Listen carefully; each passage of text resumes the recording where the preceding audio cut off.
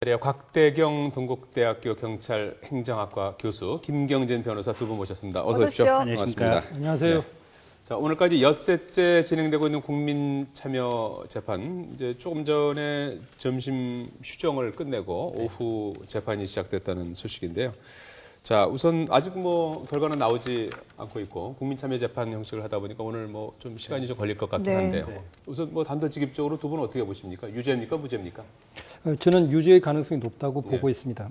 아까 말씀하신 대로 일단 그 카카오톡 대화 내용도 그렇고요. 그리고 이제 메일 기록부라는 이제 장부의 존재, 그리고 이제 자신의 그 혐의를 갖다가 숨기기 위한 그런 어떤 협조를 요청하는 그 쪽지 이런 것도 이제 있습니다. 그리고 또 하나 이제 얼마 전에 그 재판 과정에서 밝혀진 것 중에 하나 좀 우리가 주의해서 봐야 될 것이 이 식당에서 이 재래과 송 씨와 김 의원이 만나는 그런 장면을 이 팽 씨가 2년 전에 사진을 찍은 그런 행위가 있다는 겁니다. 그렇다면 그 두 사람이 만나는 것을 실제로 누가 이야기를 해주지 않으면 그 장소에 갈 수가 없었고, 그리고 그 송 씨의 얼굴이라든지 인상착의, 체격 이런 것들을 미리 알기 위한 그런 목적이 아니면 식당에서 식사하고 있는 그런 사람들에 대해서 사진을 찍을 그런 것들이 없기 때문에 이 점을 좀 주의해서 보고요. 특히 그때 찍은 사진이라든지 그런 어떤 증거 자료들을 좀 수사기관에 확보할 필요가 있다고 생각합니다. 김영식 의원 본인은 일단 무죄를 주장하고 있는데 말이죠. 본인의 뜻대로 될까요? 어떻게 보십니까? 전혀 가능성 없다고 봅니다. 저는 100% 유죄라고 생각을 하는데요. 일단 이제 김영식 씨 주장은 뭐냐면 팽 씨가 거짓말을 하고 있다. 그다음에 팽 씨 진술을 뒷받침한다고 경찰, 검찰에서 제시한 자료들도 상당히 좀 모순점이 많은 자료들이다라고 얘기를 하고 있는데 전문적인 법조인들 관점에서 본다면 오히려 팽 씨의 진술이 굉장히 일관되고 정확하다. 그다음에 나머지 어떤 객관적인 자료들도 팽 씨 측의 말을 뒷받침하는 자료들이지 김영식 씨의 무죄를 뒷받침하는 자료들은 아니다. 그래서 사실은 김영식 씨가 지금이라도 마지막 순간에 법정에서 좀 잘못했다고 자신의 죄를 뉘우치는 것이 그나마 세상에 조금이라도 좀 속죄하고 형을 좀 적게 받을 수 있는 길이 아닌가 그런 생각이 듭니다. 일단 두 분 다 유죄라고 말씀을 하셨는데 오늘 마지막으로 출석하는 증인을 보면 3명이 나오는데 이 숨진 재료가를 부검한 부검이를 포함해서 3명이 나오지 않습니까? 이게 모두 이제 김영식 의원이 신청한 증인이란 말이죠. 뭔가 자신의 무죄를 주장하기 위해서 이런 증인들을 신청했으려고 보는데 이것마저도 별로 효과가 없을 거라고 보시는 거군요. 예, 지금 현재 원체 이제 나와 있는 여러 가지 이제 객관적인 어떤 증거들 그런 것들의 증거력이 보다 더 강하다 그렇게 보고요. 오늘 물론 세 분의 그 증인이 나와서 더더군다나 이제 국가수의 그 부검이까지 포함이 된 그런 증인들이지만 실제 지금 현재 나와 있는 여러 가지 증거들을 갖다가 완전히 증명력을 뒤집어 엎기는 현실적으로 좀 어렵지 않을까 그렇게 보여집니다. 부검이를 불러서 어떤 얘기를 하고 싶은 걸까요, 김영식 의원? 그러니까 이제 어떻게 보면 살인에 이제 이게 타격에 의한 살인 아니겠습니까? 타격에 의한 살인일 때 원한 관계라든지 이런 경우에 의한 살인 같은 경우는 사실은 직접적으로 강하게 또 흉기를 내리치는 과정이나 이런 것들이 처음부터 아예 죽어라라는 이런 어떤 의도로 해서 타격을 하는 것이 그냥 시체의 어떤 모습에서 저절로 드러나게 됩니다. 근데 전혀 상관없는 사람이 타격을 했다 이랬을 경우에는 조금 주저한 흔적들이 좀 엿보이게 되거든요. 주저흔.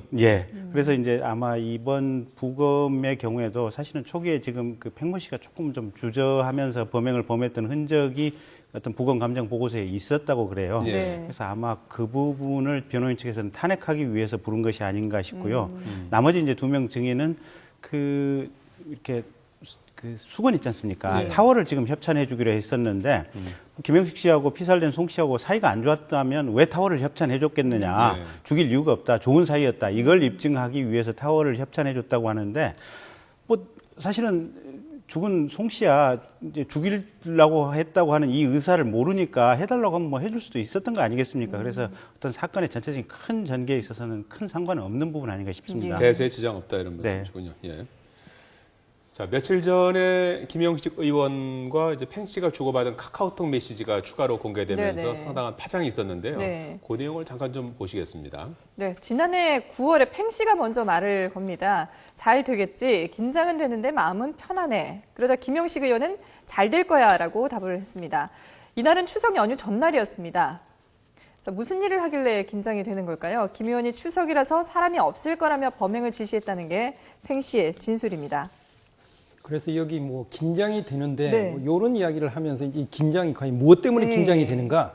그래서 이제 수사기관에서는 이것이 이제 범행을 앞둔 네. 그런 어떤 범죄자의 심리 그걸 가지고 이야기하는 거고 본인들은 그 중국에서 뭐 사업을 시작을 네네. 하려는데 그것에 따른 뭐 긴장이다 이런 식으로 이제 현재 예. 그 변명을 하고 그걸 있는 좀 겁니다. 보시죠. 예. 그렇게 해서 이제 2달이 아무 일 없이 지났거든요. 팽 씨는 애들이 오면은 바로 작업할 거다. 되는 대로 돈을 좀 붙여줘라. 안전한 계좌다라고 돈을 문자 메시지를 남겼습니다. 애들이라는 게 여기서 어떤 거죠? 예. 그러니까 이제 지금 팽 씨 쪽 주장에 의하면 중국에서 살인 청부업자들을 데리고 와서 송 씨를 살해하기로 했다. 네. 그러니까 살인 청부업자를 의미한다는 거고 예. 김영식 측 얘기는 뭐냐면 가짜 상표 만드는 전문가들이다. 서로 얘기가 다릅니다. 지금. 예. 그랬더니 김영식 의원이 다시는 문자를 하지 마라라고 얘기를 했습니다. 예.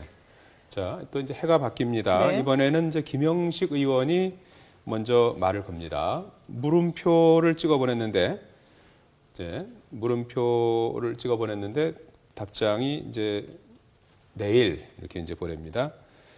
이 내용에 대해서 팽 씨의 주장은 김 의원이 어떻게 됐냐고 물었고 아직 못했다. 내일 하겠다고 하자 알았다고 했다는 겁니다. 서로 간에 이렇게 약속이 돼 있었던 것 같아요. 네. 예. 예, 그래서 이제 물음표하고 느낌표로 이제 예. 서로 간에 의사 전달을 한 것 같습니다. 예, 지금 나오고 있는데요. 2014년 3월 3일, 올해 3월 3일 범행 바로 직후가 되겠는데요.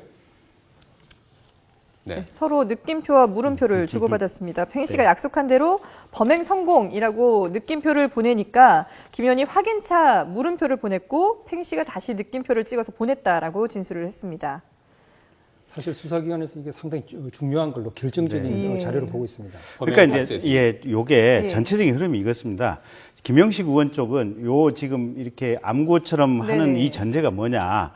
가짜 상표를 만들기 위해서 상호간에 약속한 네네. 것이다라는 것이고 팽 씨 측은 그게 아니고 지금 이 송 씨를 죽이기 위해서 서로 약속된 전제다. 지금 이런 부분인데 네네.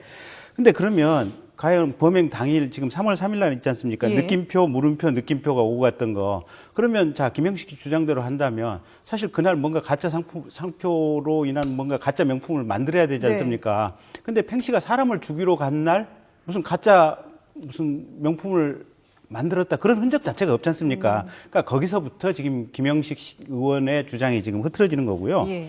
또 여기 카톡 보면 1월 9일 날 뭐 이런 게 있습니다. 보면 그 지금 팽 씨가 보낸 것 중에 기다리는데 그분 안 오셨네요 하는 이런 게 있거든요. 네. 근데 그분이라고 하는 것이 사실은 뭡니까?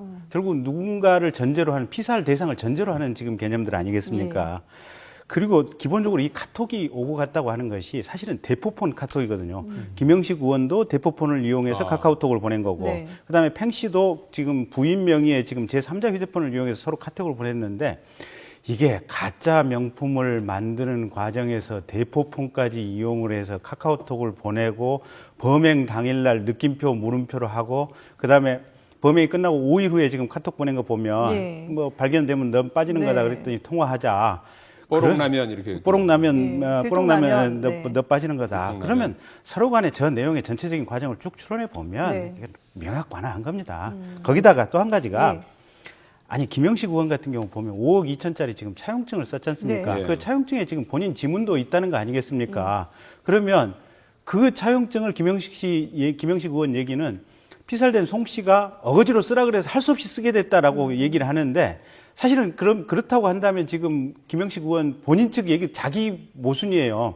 사이가 되게 좋았기 때문에 죽일 이유가 없었다라고 예. 하는데 자기가 돈을 갖다 쓴 적도 없는데 5억 2천짜리 차용증을 썼다. 강압당했다는 거 아니겠습니까? 네. 자기 말에 의한다고 하더라도 사이가 좋지 않다는 반증이죠. 그래서 전체적으로 보면 김영식 의원 입장에서는 송 씨에 의해서 여러 가지로 압박당했다고 하는 흔적이라든지 과정들이 워낙 분명한 겁니다. 예. 그리고 보면은 네. 서울시 의원이라는 사람이 만약에 뭐 중국 쪽에서 물건을 가져와가지고 좀 명품 뭐 짝퉁의 물건을 만들고 상표를 갖다 붙이는 그런 일을 하는 친구가 있었다면 그런 걸 말리진 못할 망정 사실 뭐 거기에 대해서 이제 돈을 대주고 실제로 그런 일을 하는데 얼마나 잘 됐는지 못 됐는지 중간 과정을 갖다가 점검을 했다라고 하는 것은 일반 상식적으로 보면 일반인이 보기에는 쉽게 납득이 가지 않는 그런 내용이다. 그래서 이거는 결국 자기의 그 뭐 혐의를 갖다가 그 벗어나기 위해서 일단 그 만든 이야기 아닌가 그런 가능성이 보다 더 높아 보입니다. 네. 그런가 하면 지난주 금요일에 열린 5차 국민참여 재판에서 또 매일기록부 송 씨가 기록했다는 매일기록부 내용이 공개되면서 또 파장이 있었는데 김영식 의원이 이제 전현직 서울시장에게 준 다음에 돈을 가져갔다는 기록이에요. 그래픽을 잠깐 보시겠습니다. 자, 숨진 재력가 송 씨의 매일 기록부 별지에 있는 포스트잇에 있던 내용입니다. 2011년 12월 20일 2억 가져감, 차용증 받고 박원순 시장 건이라고 적혀 있었는데요. 그러니까 박원순 시장에게 2억을 줘야 하니까 돈을 달라라는 의미가 아닐까 싶습니다. 또 2010년 11월에는 오세훈 서울시장에게 2억 원, 2010년에는 구청장 등에게 1억 원을 줬다는 내용이 적혀 있었습니다. 하지만 김영식 의원 측은 재력가 송 씨로부터 아예 돈을 받은 적이 없다면서 전면 부인했습니다. 적혀있는 금액 누계가 틀렸고 또 가필한 흔적도 있다고 주장을 한 건데요. 초선 시의원이 무슨 힘이 있어서 2억 원을 시장에게 준다고 가져갔겠느냐면서 반박을 했습니다. 이건 어떻게 된 것 같습니까? 그러니까 그 가필 부분은 전현직 시장 뭐 당연히 뭐 훌쩍 뛰었죠. 예, 그러니까 가필 부분은 일정 부분 사실인 것 같아요. 그러니까 지난번에 그 정모 검사 이렇게 뇌물 갔느냐 그 부분이 있었을 때 사실은 그 부분과 관련해서 지금 송 씨의 아들이 일정 부분 가필을 했다고 지금 인정을 하지 않았습니까? 그러니까 그 부분은 맞는 것 같고 그다음에 초선 시의원에게 무슨 힘이 있어서 2억 원을 시장에게 준다고 가져갔겠냐 반박 얼핏 들으면 그럴듯한데 문제는 사실은 범죄자들 사기꾼들이 전형적으로 지금 그런 걸 하는 거죠. 그래서 보면 이게 근데 김영식 의원이 그러니까 자기도 인정을 하는 게 뭐냐면 본인이 이 송 씨로부터 술 얻어먹은 것만 해서 수천만 원어치 된다는 거 아니겠습니까? 근데 이 강서구 쪽에 지금 시의원, 구의원들 어떤 정치판에 있는 사람들 얘기 들어보면 이 피살된 송모 씨가 워낙 사람들을 괴롭혀가지고 사실은 기피 대상이었다라고 다들 그냥 이렇게 누구나 알고 있었다고 하는 건데 그 상황에서 김영식 의원이 그러면 술을 수천만 원, 7천만 원어치 상당의 술을 얻어먹으면서 차용증까지 써주는 이런 관계였다. 그런 사람이었다면 뭘 못 하겠습니까? 네. 세월호 공판 얘기를 조금 하고 마무리를 좀 져야 될 것 같은데 주제와 잠깐 보시겠습니다. 세월호 결심 공판, 이준석 선장 사형 구형이라고 저희가 제목을 붙여봤는데 사형 구형이 내려질까요? 지금 많은 사람들이 관심을 가지고 지켜보고 있지 않습니까? 실제로 상당히 이제 검찰에서도 이제 법리 검토를 상당히 이제 꼼꼼히 하고 있는 그런 것과 함께 또 이제 여론의 그 동향 뭐 이런 것들에 대해서도 상당히 이제 예의주시를 하고 있는 것 같습니다. 지금 그 300명이 넘는 그런 희생자가 난 엄청난 그런 사건이기 때문에 배의 운항을 책임지고 있던 선장으로서 반드시 이제 책임을 져야 되는데 결국 안에 사람들을 구조를 하지 않으면 죽을 걸 알면서도 그 현장을 내버려두고 뭐 이것은 이제 살인 혐의로 이제 볼 수 있는 거 아니냐 이런 판단을 하고 있는 것 같습니다. 근데 이제 저는 조금 좀 조심스러운 게요. 그러니까 이제 세월호 사건으로 많은 인명이 희생이 됐지만. 큰 틀에서 보면 유병헌 일가의 책임이 한 50% 되는 것 같고요. 그러니까 이제 선박 구조 변경이라든지 회사 돈을 빼내서 회사를 부실하게 만들었다든지 과적을 어떤 강압적으로 지시했다든지 이게 어떤 유병헌 일가의 책임이 전체적으로 50% 되는 것 같고 현장에 배를 몰고 갔던 그 순간에 배에 타고 있던 핵심 선원들의 책임이 한 30% 되는 것 같고 그다음에 그 후에 구조를 제대로 못한 해경이라든지 국가의 책임이 한 20% 되는 것 아닌가 싶은데요. 문제는 그럼 이 30% 되는 사람들에게 이 전체의 책임을 다 물어서 사형 구형까지 하는 것이 과연 적절한 구형인가? 물론 이제 유가족들은 법정에서 이제 어떤 구형에 대해서 좀 엄하게 해달라는 의견을 좀 밝히기도 했다고 하지만 사회 전체가 조금 좀 이건 냉철하게 생각해봐야 될 부분 아닌가 싶습니다. 검찰도 선원들이 30% 잘못했다고 보는 겁니까? 같이? 아니, 그런 건 아니고요. 그 부분은 이제 제 개인적인 의견입니다. 김경지 변호사께서 그렇게 생각하시는 거고. 그래서 사실 이제 뭐 어떤 고의적인 살인의 의도가 있느냐 없느냐 뭐 그런 거에 대해서 지금 좀 더 이제 법리적인 검토가 필요할 거고요. 결국 이제 고의 조치 없이 이제 먼저 이제 탈출을 하면서 결국 선장이나 선원으로서의 자신들의 그 승객들을 구조해야 되는 그 책임 이것을 갖다 완전히 그냥 방기를 해버린 거 아니냐.